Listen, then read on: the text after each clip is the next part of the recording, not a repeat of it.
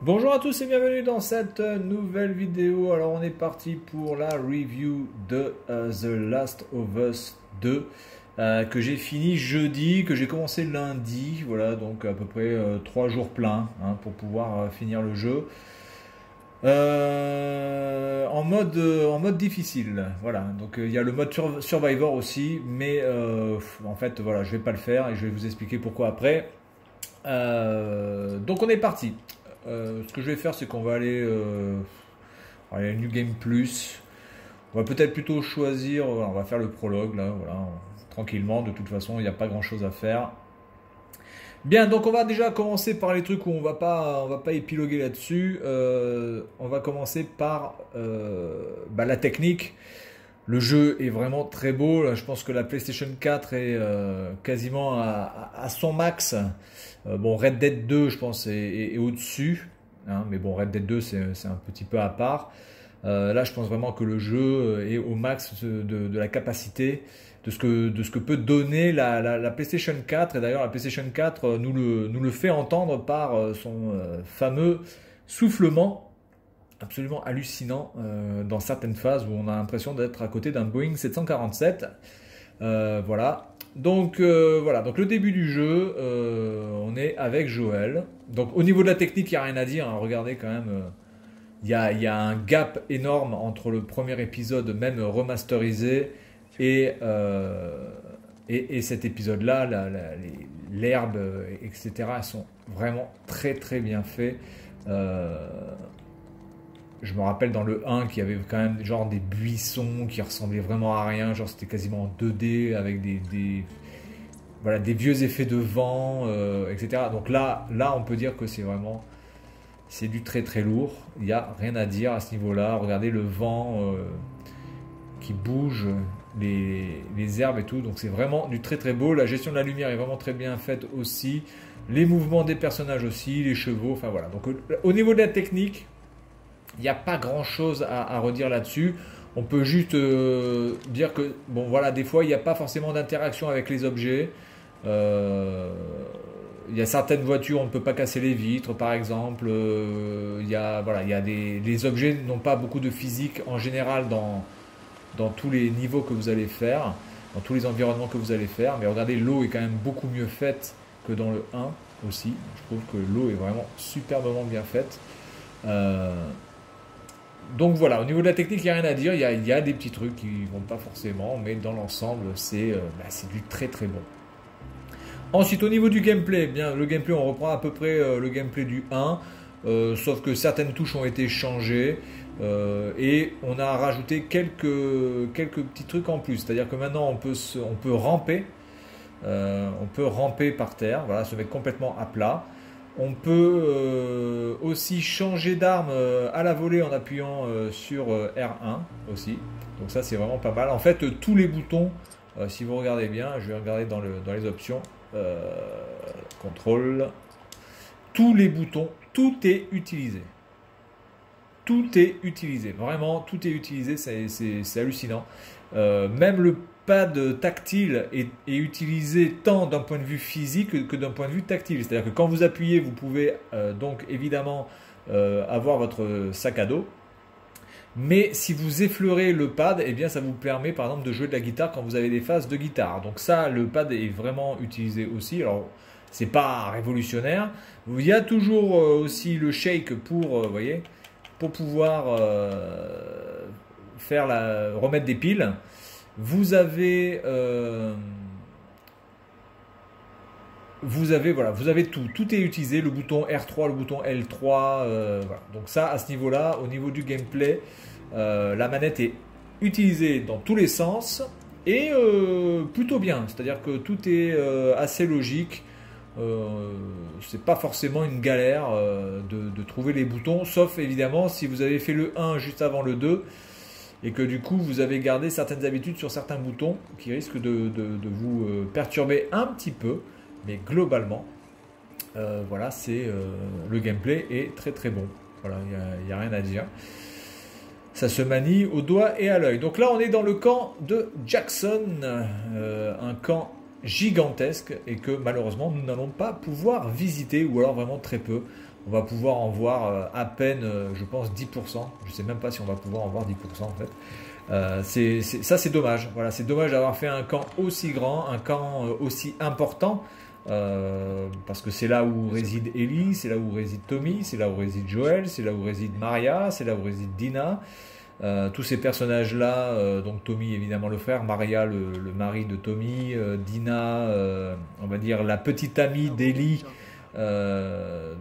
Voilà, parce que évidemment, pour ceux qui sont déjà au courant, ben, ils savent que évidemment elles sont lesbiennes. Jessie qui était, je crois, l'ancien petit ami d'Ellie ou l'ancien petit ami de Dina aussi, enfin peu importe. Voilà. Donc c'est vraiment dommage d'avoir fait un camp aussi grand avec autant de matière et en fait de rien visiter, de rien pouvoir visiter. Donc ça c'est un problème.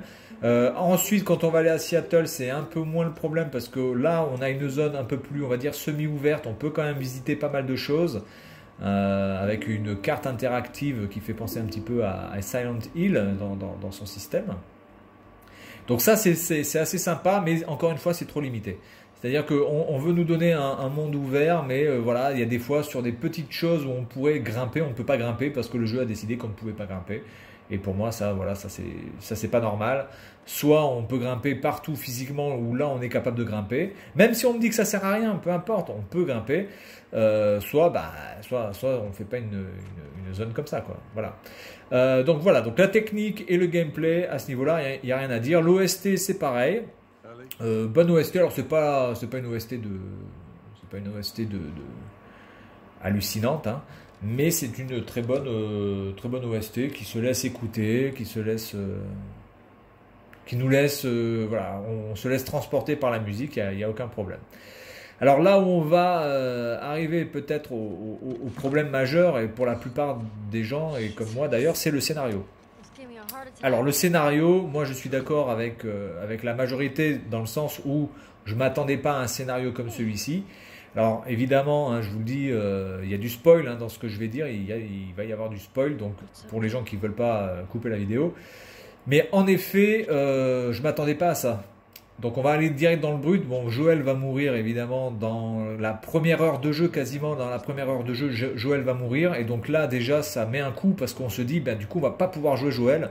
Et moi Joel, eh bien c'est mon personnage préféré de ce jeu. J'adore son style, j'adore sa voix, j'adore son attitude, j'adore son côté un petit peu maladroit mais en même temps attachant. Et c'est vrai que de le voir mourir dès la première heure, eh bien ça fout un coup. Parce que du coup, ben voilà, on est là, on se dit, ben, du coup on va jouer que Ellie. Et peut-être Tommy. Voilà, on se dit peut-être que c'est Tommy qui va remplacer Joel, donc ça va être un duo comme ça. Et en fait, Joel meurt sous les coups de Abby, personnage qui est donc le deuxième personnage principal de ce jeu, parce que c'est le deuxième personnage que vous allez interpréter dans ce jeu, Abby. Et c'est là où pour moi il y a un problème, mais c'est pas un problème dans le sens où je voudrais qu'on réécrive le scénario, c'est juste que pour moi, on n'a pas à réécrire un scénario. Je ne suis pas créateur, c'est pas moi qui ai fait le jeu. On me donne le scénario, eh bien je l'accepte. Et si je ne l'aime pas, eh bien je vais sur des sites et puis je casse le jeu. Je mets des 0 sur 20, je mets des moins 5 sur 20. Mais il faut quand même reconnaître que les créateurs ont eu les couilles vraiment de faire ce qu'ils ont fait. C'est-à-dire tuer Joel au bout de la première heure. En sachant que le jeu dure quand même 25-30 heures, eh bien c'est quand même assez couillu de l'avoir fait parce que c'est un personnage tellement emblématique dans le 1, tellement important dans le 1, c'est le personnage quasiment principal du 1, que de le tuer au bout de la première heure et surtout de la façon dont il est mort, c'est-à-dire de manière en plus vraiment dans une traîtrise, pas vraiment dans une traîtrise, mais je veux dire Abby l'a shooté dans les jambes, l'a fait bloquer par ses hommes, alors que Abby a la capacité physique réellement de pouvoir faire un 1 contre 1 contre Joel, hein, parce que la meuf, je vous dis, c'est Sylvester Stallone, hein, la gonzesse, hein, je vous le dis, elle a des bras, c'est des poteaux électriques, c'est juste impressionnant, c'est même un petit peu abusé, ça quasiment pas forcément de sens même à ce niveau-là, enfin bref, pourquoi pas. Donc de la manière dont il meurt un petit peu lâchement et aussi sauvagement, eh bien on n'a pas envie de jouer Abby. J'ai pas envie de jouer une femme qui vient de niquer la gueule à coups de club de golf Joël. Et de manière aussi lâche, j'ai pas envie de jouer Abby. Donc ça a été ma première, ma première impression. Surtout que les phases avec Abby sont quand même assez relou, quoi. Surtout la deuxième phase, parce que Abby, il y a 4 phases, hein. Il y a la première phase dans la neige où elle rencontre Joël et où ensuite donc elle va en profiter pour le tuer. Il y a la deuxième phase où on apprend, où Abby est beaucoup plus jeune et où on apprend que Abby en fait est la fille du chirurgien qui allait faire l'opération sur Ellie. Et donc évidemment ce chirurgien a été tué par Joël et donc elle veut la vengeance. Ensuite, il y a la troisième phase la plus grande avec Abby qui dure, je ne sais pas combien de temps, mais elle doit durer au moins 10 heures, qui est vraiment relou dans les premières heures, parce que encore une fois, on n'a pas envie de la jouer, quoi. J'ai pas envie de jouer quelqu'un qui vient de tuer l'icône du jeu pour moi, quoi. J'ai pas envie de jouer un personnage comme ça, donc c'est vrai que pendant les premières heures, on n'a pas envie d'y jouer, on y va à reculons, on bouge le personnage, on fait les choses en disant bon ouais, ok, ça va durer 30 minutes et après on va repasser sur Ellie parce que j'ai pas envie de jouer cette connasse. Et puis en fait ça dure 1 heure et ça dure 2, ça dure 3 et ça dure 4, 5, 6, 7, 8, 9, 10 heures d'affilée. C'est vraiment assez pénible. Et puis il y a une quatrième phase avec Abby où elle est donc à Santa Barbara. Après sa rencontre avec Ellie, son duel contre Ellie, et c'est là aussi où il y a un problème, c'est-à-dire que le premier duel que l'on fait entre Ellie et Abby, eh bien on interprète Abby, on n'interprète pas Ellie. Donc en fait on joue Abby et on va essayer de niquer la gueule à Ellie. Donc ça non plus, j'ai pas envie. J'ai pas envie de jouer Abby pour niquer la gueule à Ellie, seulement le scénario a été écrit comme ça, donc c'est vrai qu'à ce niveau-là, je peux comprendre que certaines personnes aient trouvé le scénario nul, parce que bon, pour la plupart des gens, comme moi d'ailleurs, hein, on aurait imaginé encore une histoire avec Joël et Ellie qui vont se venger peut-être de la mort de Tommy ou de la mort de Dina, et ils font encore une aventure ensemble pendant 25 et 30 heures, et peut-être qu'à la fin de ce deuxième épisode, là Joël aurait pu mourir. Et je pense que ça aurait beaucoup mieux passé de tuer Joël à la fin du 2 qu'au début du 2. Mais les créateurs n'ont pas décidé de faire ça. Et donc, encore une fois, je respecte ça parce que c'est couillu. Ils auraient pu faire vraiment le truc dans la facilité. Dans la plupart des jeux, honnêtement, là, on aurait fait dans la facilité. On aurait pris les 2 protagonistes. On aurait fait encore une aventure ensemble, etc. etc. Et voilà. Donc, la phase avec Abby, c'est un peu... Voilà, les phases avec Abby sont un peu reloues.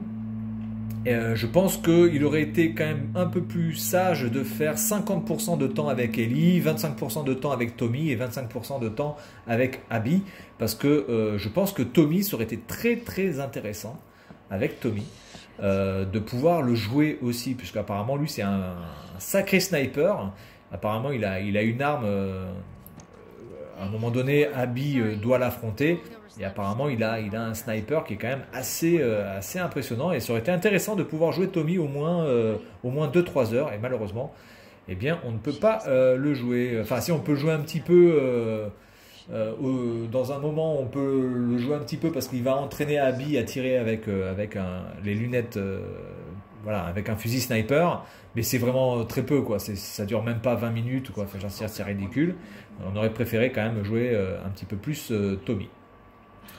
Donc, ce que je peux dire de ce jeu, c'est que ce jeu est éreintant. Voilà, pour moi, c'est l'adjectif que je vais donner. Alors, éreintant, c'est pas forcément négatif, hein, parce que quand vous faites du sport, vous aimez faire du sport, et à la fin de votre sport, vous êtes complètement éreinté. Vous avez quand même pris du plaisir à faire du sport. Donc, c'est éreintant dans le sens positif et dans le sens négatif. Alors, dans le sens positif, c'est qu'il y a des phases qui sont extrêmement... des scènes qui sont extrêmement lourdes, donc évidemment la mort de Joël, mais vous avez aussi d'autres scènes avec d'autres personnages, notamment Yara, Lev, vous avez aussi la phase donc avec Tommy quand il est menacé par Abby dans le théâtre. Enfin, il y a vraiment des scènes qui sont lourdes. Quand vous tuez aussi Mel, qui est l'une des amies d'Abby et qui est enceinte, et vous allez la tuer, mais vous ne saviez pas qu'elle était enceinte, et puis vous découvrez au moment où vous l'avez tuée qu'elle était enceinte, donc c'est pareil. Il y a toutes ces phases-là qui sont très éreintantes psychologiquement. Et puis vous avez aussi au niveau de... C'est éreintant au niveau par contre... comment dirais-je? Il y a certaines scènes qui sont éreintantes dans le sens où c'est trop long. La deuxième porte, par exemple, si je prends la deuxième porte à Seattle qu'il faut ouvrir, la deuxième ou la troisième porte, je ne sais plus, il faut l'ouvrir grâce à un générateur, encore une fois, un générateur. Et ce générateur n'a pas d'essence et il faut aller chercher de l'essence, mais à l'endroit où on vous a dit qu'il y avait de l'essence, il n'y a pas d'essence, donc il faut aller dans un autre endroit pour aller chercher de l'essence. Et en fait, vous allez faire ça pendant quasiment 1 heure, tout ça pour ouvrir une porte, c'est relou quoi. Ça, je suis désolé, c'est relou. Vous n'avez pas envie de le faire. On n'a pas envie de perdre 1 heure à ouvrir une porte pour mettre de l'essence dans un générateur. Je suis désolé, on n'a pas envie de faire ça. Je suis désolé, on n'a pas envie. Donc ça, voilà, ça c'est fatigant aussi. C'est des vieilles mécaniques de gameplay qui... Il faut arrêter avec ça, quoi. Faut arrêter avec les générateurs, l'essence. Ça, faut arrêter, quoi. C'est vraiment, vraiment, vraiment relou. Et puis il y a une autre phase aussi qui est éreintante avec Abby. Donc son amie Yara, qui est à la base une ennemie, mais qui devient amie avec Abby, qui s'est fait péter le bras à coups de marteau. Et donc son bras commence à pourrir en fait, hein, parce qu'en fait il y a une infection et il faut lui couper le bras, hein, il faut lui... merde, c'est quoi le verbe? Lui amputer. Il faut lui amputer le bras. Malheureusement, pour lui amputer le bras, il faut quand même une trousse de secours parce que Mélanie, la chirurgienne enceinte, n'a pas ce qu'il faut sous la main pour pouvoir amputer. Donc il faut aller chercher une trousse de soins. Et Mélanie dit, alors au début elle le dit, on ne prête pas forcément attention, mais elle dit, oui, essaie de revenir dans les 2 heures parce qu'après 2 heures, je ne suis pas sûr de pouvoir la maintenir en vie, quoi. Donc on se dit, voilà, on a 2 heures au maximum pour aller chercher un medikit. Et on se dit, ouais, mais je vais pas jouer 2 heures en fait. Il faut 2 heures dans le temps du jeu, mais moi, il me faut pas 2 heures. Eh bien si, il va vous falloir vraiment 2 heures pour aller le chercher, ce putain de medikit. Et ça, c'est pareil, excusez-moi, c'est pas intéressant. Alors, il y a une phase intéressante à la fin de cette phase-là, qui est le gros boss nouveau qui vient d'arriver, une sorte d'agglomération d'infectés, un boss assez bien foutu, hein, qui est rapide, qui est pas du tout lent, qui est assez massif, qui est rapide, qui est très puissant, etc. On va dire que ça c'est assez bien, parce que du coup là on a un vrai fight de boss, c'est assez excitant. Mais la phase d'aller chercher ce putain de medikit n'est pas intéressante. Et puis toutes les phases avec Abby où il faut marcher, il y a un nombre incalculable de phases où il faut marcher. La phase avec son père, la phase avec Yara dans l'aquarium, la phase avec Owen qui était son petit ami sans être vraiment son petit ami, etc. Enfin, c'est que des trucs comme ça. Enfin, ça c'est fatigant, quoi. J'ai pas envie de marcher à 2 à l'heure pour aller chercher, je sais pas, une peluche. Voilà, à un moment donné, c'est ça, il faut aller chercher une peluche. J'ai pas envie d'aller chercher une peluche, les gars. J'ai pas envie d'aller chercher une peluche pendant 30 minutes, marcher à 2 à l'heure. Vraiment, mais marcher comme ça, quoi. On marche comme ça, voilà. On marche comme ça, on peut pas accélérer, on est obligé de suivre quelqu'un, voilà. Et tout ça pour aller chercher une peluche pour le donner à Lev. Oui, parce que Lev, c'est... Alors, je sais pas si c'est le fils de Yara, mais en tout cas, c'est... son protégé, voilà, hein, c'est un jeune garçon qui fait penser un petit peu à Ellie à l'époque quand elle avait 14 ans, voilà. D'ailleurs, la relation Abby-Lev est un peu une relation miroir de Joël-Ellie, hein, c'est un petit peu ça. Donc voilà, c'est éreintant dans le bon sens et c'est éreintant dans le mauvais sens. Maintenant, est-ce que j'ai kiffé ce jeu? Oui, j'ai kiffé ce jeu parce que les gunfights sont toujours aussi jouissifs, vraiment les gunfights sont excellents.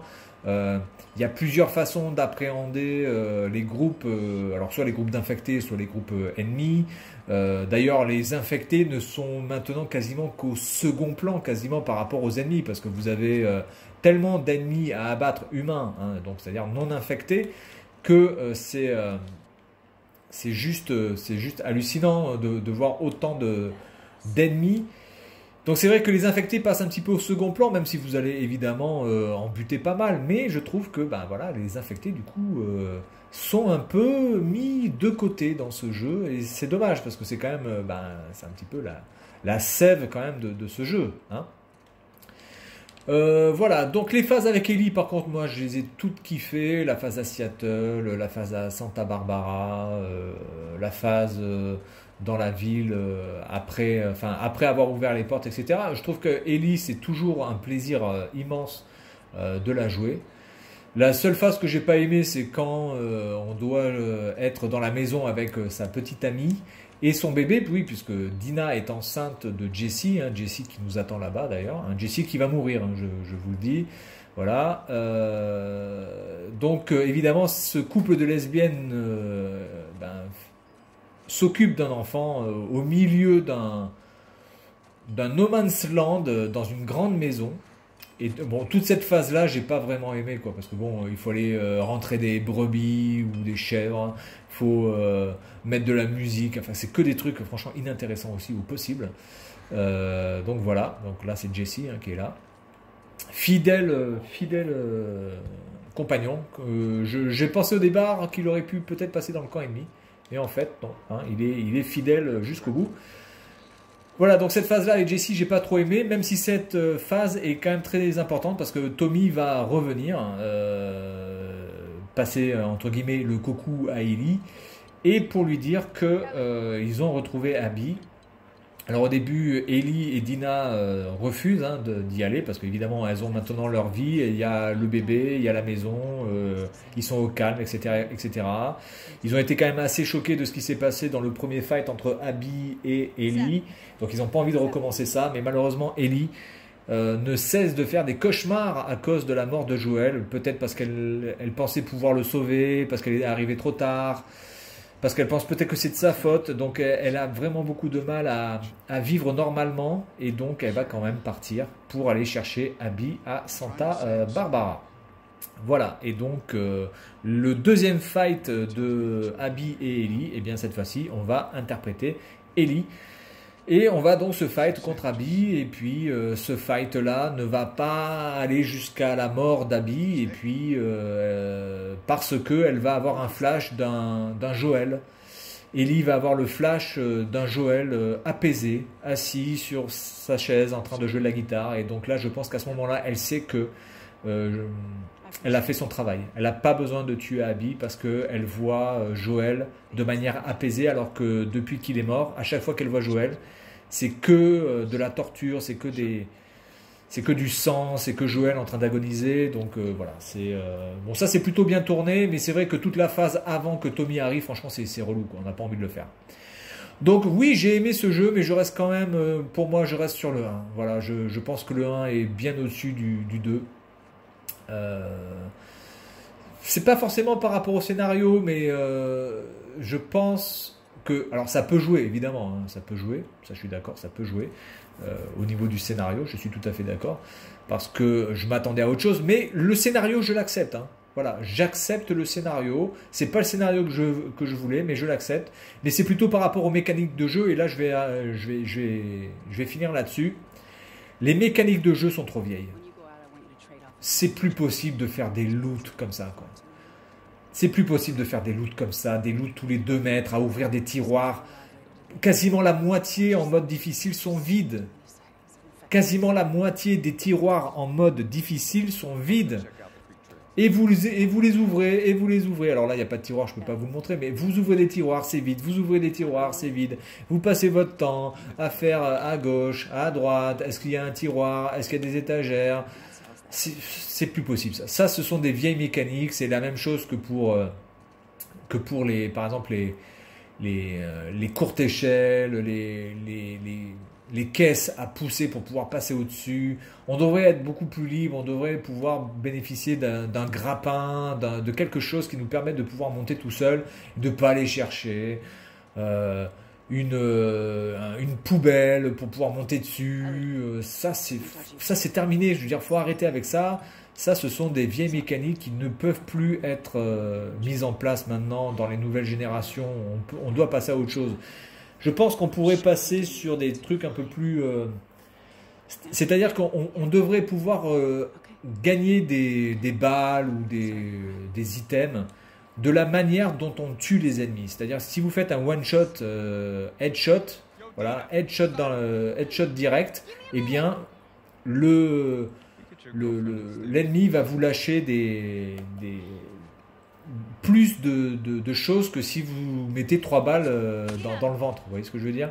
C'est-à-dire qu'un ennemi où je vais vraiment galérer, je vais avoir mal visé, je vais le tirer 3 fois dans le buffet, eh bien il va me donner peut-être qu'une balle, 2 boulons et un quart d'alcool. Par contre, un ennemi que je vais buter headshot avec une arbalète, eh bien il va me donner 6 balles, 8 boulons, et voilà, vous voyez, un peu comme ça en fait. Je préférerais ça. Alors après on va me dire ouais mais c'est pas réaliste, alors que là c'est réaliste parce que tu es obligé de fouiller toutes les maisons, de fouiller tous les tiroirs. Ouais mais dans ces cas-là par pitié, faites que les tiroirs qui sont montrés soient tout le temps pleins quoi. Ou alors à la limite qu'il y en ait 1 sur 10 de vide. Mais là c'est quasiment 1 sur 2 quoi.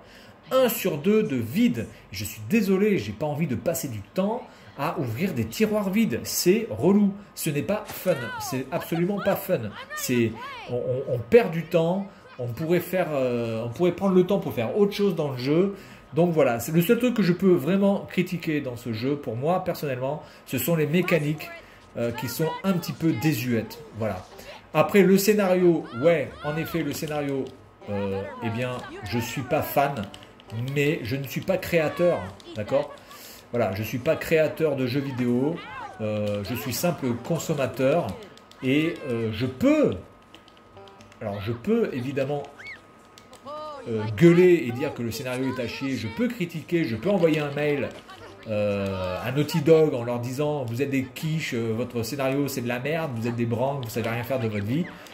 Mais j'ai vu qu'il y avait par exemple une pétition qui était sortie pour ah merde, j'ai loupé quand j'ai pu louper là à cette distance là quoi. J'ai vu qu'il y avait une pétition qui est sortie pour changer le scénario. Ah mais écoutez les gars, sans déconner, soyons sérieux. Qui sommes-nous pour demander à des créateurs de changer leur création? Je suis désolé, on n'est personne. Nous sommes personne. On ne peut pas demander à un créateur de changer son œuvre. Alors des fois, sous la pression, il y a certains qui le font, mais à partir de ce moment-là, je suis désolé, l'œuvre est dévoyée. L'œuvre n'a plus sa vraie substance. Il faut laisser les créateurs faire ce qu'ils ont envie. Oui, le scénario, c'est pas vraiment ça à quoi on s'attendait. On s'attendait vraiment à faire une vengeance et surtout à dégommer Abby, parce que quand on voit Abby tuer Joël comme ça, et quand on voit comment Ellie est vénère de la vie, le premier truc auquel on pense, c'est putain, mais Abby, quand on va la retrouver à la fin du jeu, mais on va lui démonter sa mère, on va la pulvériser, on va prendre un putain de plaisir à lui foutre le couteau dans le cœur, à lui arracher les yeux. Et c'est vrai que ça n'arrive pas, c'est vrai que c'est frustrant,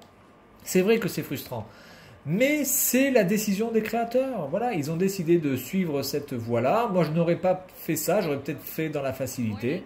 Eh bien, il faut reconnaître au moins un Naughty Dog pour une fois, parce que c'est quand même assez rare chez les développeurs d'avoir eu les couilles de faire certaines choses. Alors après, je ne vais pas passer le truc sur le côté voilà, lesbienne, MeToo, féministe, de mettre une femme comme Abby qui est complètement overpower. D'ailleurs, je vais essayer de vous la montrer dans le menu parce que j'ai débloqué des persos.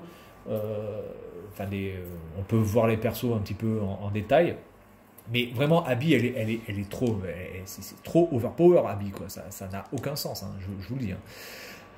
Donc voilà, c'est vrai, je suis d'accord avec tout ça, je suis d'accord avec tous les gens qui peuvent critiquer le scénario, mais malgré tout, eh bien, dans l'ensemble, le scénario est plutôt correct, ça passe. Il y a de l'émotion, on ne peut pas dire qu'il n'y a pas d'émotion dans le jeu. Alors, Abby, alors du coup, est-ce qu'on va la voir avec ses pectoraux, enfin, avec ses bras musclés?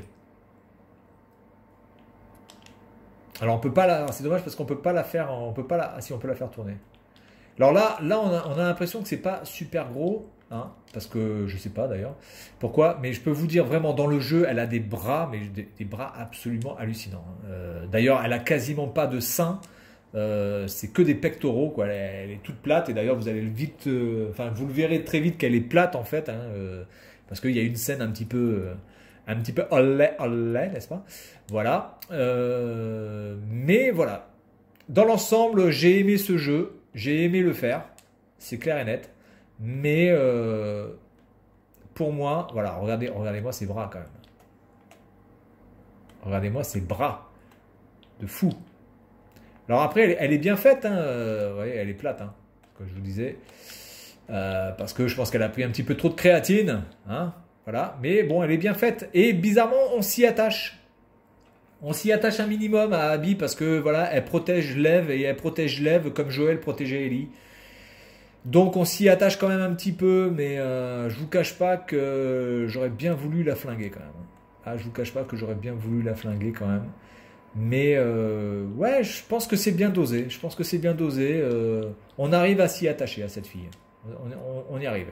Alors il y a une scène qui est marrante, je vais finir là-dessus. Il y a une scène qui est marrante à un moment donné, il y a Abby qui est avec donc la femme enceinte et Manny, je crois, un garçon. Et donc il y a Manny qui essaie d'ouvrir une porte ou qui essaie de soulever quelque chose pour que les gens puissent passer. Et donc vous avez Manny qui est le seul garçon de la bande qui dit les femmes d'abord. Donc évidemment la femme qui est enceinte, eh bien elle passe en premier. Et la deuxième, eh bien, c'est pas du tout Abby qui passe, c'est lui. Et en fait, Abby passe en dernier. Donc, c'est-à-dire que grosso merdo, on considère Abby comme un mec, quoi, plus que comme une femme. Donc, cette vanne-là aurait pu être considérée comme sexiste, hein, quasiment. Hein. En tout cas, c'est extrêmement bien fait. Voilà. Regardez quand même les bras de Abby, de Ellie par rapport aux bras de Abby. Hein, c'est quand même le jour et la nuit. Voilà. Donc, voilà. Ce jeu, je l'ai aimé. Pour moi, je préfère quand même le 1. Est-ce que j'ai envie de faire le New Game Plus? Non. Et donc, j'ai pas envie de le faire en mode Survivor parce que j'ai pas envie encore d'ouvrir des tiroirs et encore des tiroirs et encore des tiroirs avec encore moins de stuff. Hein, c'est-à-dire qu'en mode Survivor, vous avez encore moins de stuff. Donc, vous avez plus de tiroirs vides. Et ça, j'ai pas envie. Voilà, ça, j'ai juste pas envie. C'est même pas la difficulté des ennemis, mais c'est juste l'histoire des tiroirs. Ça, maintenant, faut arrêter. Voilà. Je ne sais pas s'il y aura un Last of Us 3. Mais en tout cas, s'il y a un Last of Us 3, par pitié, arrêtez le loot à ce point-là. Ça, c'est juste plus possible. Ou alors, faites des tiroirs uniquement remplis de choses et par-ci, par-là, oui, de temps en temps, des tiroirs vides. Voilà. Donc, c'est tout pour cette review de Last of Us 2. Écoutez, je vous conseille quand même de le faire. Faites-le. Voilà, c'est une expérience. Par contre, si vous le faites, faites-le 1, hein, si vous ne l'avez pas fait. Ça, vous êtes obligé de faire le 1 pour faire le 2, sinon vous allez vraiment avoir de gros problèmes pour comprendre le scénario. Voilà, donc c'est tout pour cette vidéo. Et puis moi, je vous dis à la prochaine. Salut à tous.